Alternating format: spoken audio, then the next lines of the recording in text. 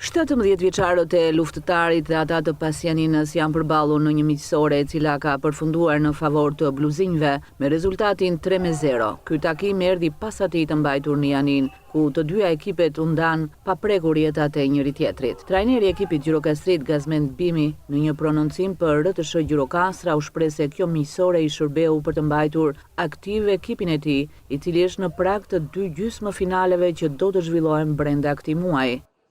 Ne kemi bërë dhe një takim tjetër në Jani, me është bashkëpunimi midis dy akademive, Akademisë Afër Luftëtarit dhe Akademisë Pasianinës. Është një bashkëpunim i ngushtë midis dy qyteteve, edhe gjithsesi dhe që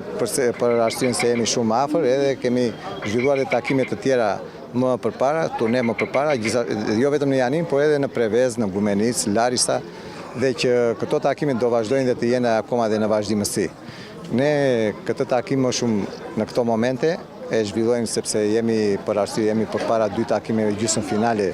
që kemi me moshat në moshën e U17 të luftëtarit, dhe është një arsye më tepër për të mbajtur dhe ekipin në temp, akoma dhe në, si thonë, të karikuar. Në këto momente nuk shikojmë tepër rezultatin, shikojmë mënyrën e lojtarëve, anën taktike të tyre, anën fizike, të zhvillojnë një takim dinjitos dhe të jem sa më